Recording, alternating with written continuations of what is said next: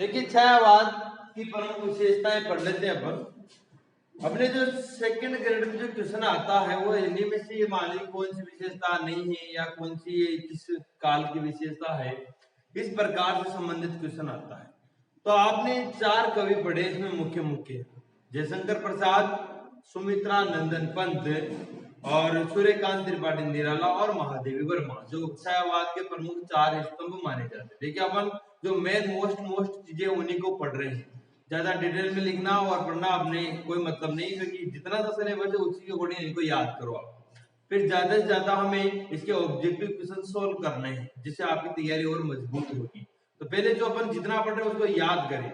वैसे तो जो छायावाद की विशेषताएं हैं ये विशेषताएं, और इन विशेषताओं में आपका हो तो एक विशेषता में 2 पेज भर दो, बहुत सारी डिटेल है, लेकिन उससे अपने को मिलेगा क्या मिलेगा अपने को? अभी जो लेवल की तैयारी करे उसके अकॉर्डिंग तो अपने को टाइम वेस्ट ही होगा। अपने तो ये बिंदु याद हो जाए और अपना क्वेश्चन सही हो जाए, यही बहुत है, और नौकरी मिल जाए। उसके बाद चाहे जितने डिटेल में पढ़ते रहना, आप आगे हिंदी में जितनी बड़ी तैयारी करना चाहो। तो यहाँ देखिए आप अपने को बिंदु याद करने हैं। तो अपने जो 4 महत्वपूर्ण कवि पढ़े छायावाद के, उनकी रचनाएं अगर आपने कभी ढंग से पढ़ी है, ध्यान दिया है, महादेव वर्मा, जयशंकर प्रसाद पंत, आह वेदना मिली विदाई, मैंने ब्रह्म जीवन संचित, मधुकुरियों की भीख लुटाई, यह अरुण मधुमय देश हमारा, जहां पहुंच अनजान से तुझको मिलता एक सहारा। जयशंकर प्रसाद, हिमालय तुंग श्रृंग से समुद्र प्रबुद्ध भारती, स्वयं प्रभा समुज्ज्वला, स्वतंत्रता पुकारती। तो ये सब काव्य रचनाएं किसने की? छायावादी कवियों ने की। किसने की है?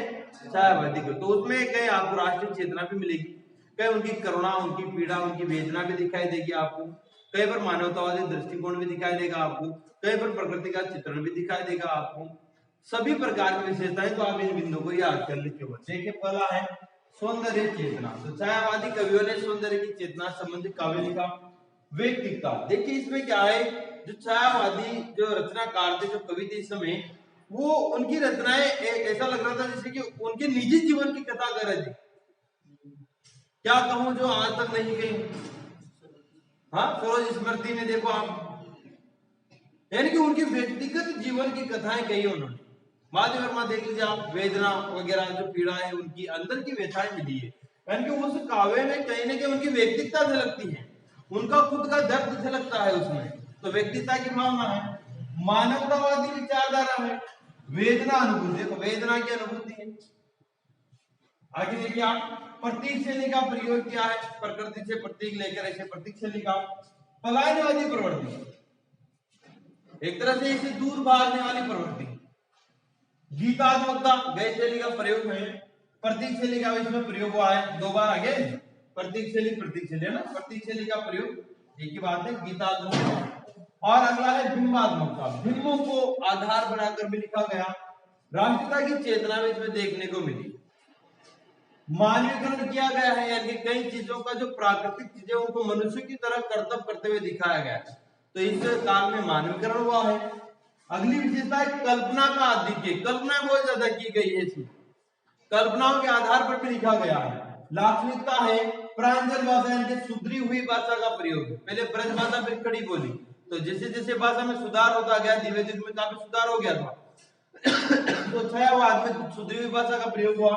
आत्मा विवेचना, आत्म प्लस अभिव्यंजना, के स्वयं की आत्मा की अभिव्यंजना, स्वयं की अभिव्यंजना करना। तो ये बिंदु हमें ढंग से याद कर लेने हैं, ये अपने छायावाद की प्रमुख विशेषताएं हैं। दोबारा देखो, पहला सौंदर्य चेतना, फिर व्यक्तिकता, फिर मानवतावादी विचारधारा, वेदना अनुभूति, फिर प्रतीक शैली का प्रयोग। ध्यान रखें इस युग में किस शैली का प्रयोग हुआ है? प्रतीक शैली का। फिर पलायनवादी प्रवृत्ति, गीतात्मकता, आगे देखो बिंबात्मकता, फिर राष्ट्रीय चेतना भी है, मानवीकरण किया गया है, कल्पना का आधिक्य है, इसमें लाक्षणिकता है, प्रांजल भाषा का प्रयोग हुआ है, यानी सुधरी हुई भाषा का प्रयोग हुआ है, और आत्मा विवेचना। ये सभी किसकी विशेषताएं? छायावादी काल की विशेषताएं, छायावादी की। देखिए रहस्यवाद क्या है? रहस्यवाद बस ये थोड़ा सा बीच में आप जान लें कि रहस्यवाद क्या होता है। कुछ ज्यादा डिटेल अपने को पढ़नी नहीं इसके बारे में, केवल देखना है रहस्यवाद क्या है। 1-2 क्वेश्चन बन सकता है इसमें से। कि अज्ञात व अलौकिक सत्ता, अज्ञात और अलौकिक सत्ता कौन सी? ईश्वरीय सत्ता जो हमने देखी नहीं है कभी, अलौकिक है जिसे अपन देख नहीं सकते, इस लोक में नहीं हो, के प्रति जो रागात्मक भावों की अनुभूति है। कबीरदास जी ने कहा कि दुल्हनी गाओ मंगलाचा, अब घर आयो राजा राम भरता। तो वहां वो किसकी तरफ इशारा कर रहे हैं? अज्ञात अलौकिक सत्ता ईश्वर की तरफ संकेत कर रहे हैं। तो उनके काव्य में रहस्यवाद है, रहस्यवाद है या नहीं? तो उनके काव्य में इस प्रकार रहस्यवाद है, तो वही रहस्यवाद होता है कि अज्ञात और अलौकिक सत्ता के प्रति रागात्मक भावों की जो अनुभूति है वही क्या है? रहस्यवाद। तो आप एक लाइन में यही याद रखेंगे कि अज्ञात और अलौकिक सत्ता के प्रति रागात्मक भावों की अनुभूति क्या कहलाती है? रहस्यवाद कहलाती है। ठीक है, ये तो इसकी परिभाषा है। आगे देखिए आप, रहस्यवादी प्रवृत्ति के दर्शन सर्वप्रथम किस साहित्य में मिलते हैं? तो आप बताएंगे सिद्ध साहित्य। एक क्वेश्चन ये हो जाता है, रहस्यवादी प्रवृत्ति के सर्वप्रथम दर्शन किस साहित्य में दिखाई देते हैं, मिलते हैं? किस साहित्य में होते हैं? सिद्ध साहित्य में होते हैं। किंतु वहां यह रहस्यवादिता बहुत अधिक स्पष्ट नहीं हुई थी। मिलते तो उसमें है लेकिन वहां बहुत ज्यादा स्पष्टता नहीं हुई थी इसकी। आगे देखो कि रहस्यवादी प्रवृत्ति सर्वप्रथम कबीर के साहित्य में दिखाई देती है। ये वेरी इंपॉर्टेंट क्वेश्चन है कि रहस्यवादी प्रवृत्ति के सबसे पहले दर्शन या रहस्यवादी प्रवृत्ति सबसे पहले किसके साहित्य में दिखाई देती है? तो आप बताएंगे कबीर के साहित्य में। अगर साहित्य पूछे तो सिद्ध साहित्य आ जाएगा, सिद्ध नाथ हुए थे ना, तो थोड़ी सी झलक तो वहां दिखाई देती है, लेकिन पूरी तरह से अगर स्पष्ट झलक देखेंगे आप तो किसमें? कबीर के साहित्य में दिखाई देती है। कबीर को ही हिंदी का आदि रहस्यवादी माना जाता है। फिर अगला क्वेश्चन हो गया कि हिंदी का आदि रहस्यवादी कौन है? कबीर। इनके साहित्य में इस प्रवृत्ति को देखा गया सबसे पहले, तो ये हिंदी के आदि का मतलब प्रथम, सर्वप्रथम, प्रारंभिक। तो आदि रहस्यवादी कवि कौन है हिंदी के? कबीरदास जी। संतों के पश्चात सूफियों, देखो आप दो काव्यधारा में, संत काव्यधारा और सूफी काव्यधारा। संत में तो कबीरदास जी वगैरह आते हैं, और सूफी काव्यधारा में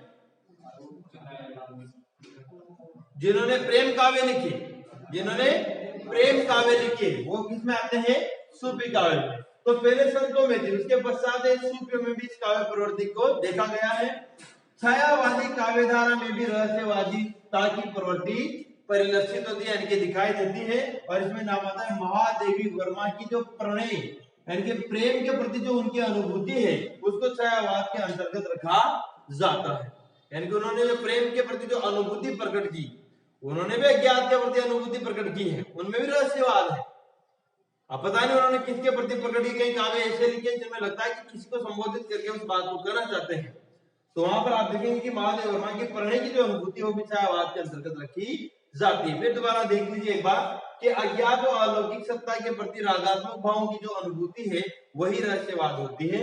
रहस्यवादी प्रवृत्ति के दर्शन सर्वप्रथम सिद्ध साहित्य में देखने को मिलते हैं, किंतु यह रहस्यवादिता बहुत अधिक स्पष्ट नहीं हुई थी। रहस्यवादी प्रवृत्ति सबसे पहले किसके साहित्य में दिखाई देती है? कबीर के साहित्य में, और इसीलिए कबीरदास जी को हिंदी का आदि रहस्यवादी कवि भी कहा जाता है। संतों के पश्चात सूफी में भी देखने को मिलती है, और छायावादी काव्यधारा में रहस्यवादिता की जो प्रवृत्ति है वो परिलक्षित होती है। और महादेव वर्मा की प्रणयानुभूति को भी छायावाद के अंतर्गत इस रहस्यवादिता में रखा जाता है। ये वो अपने रहस्यवाद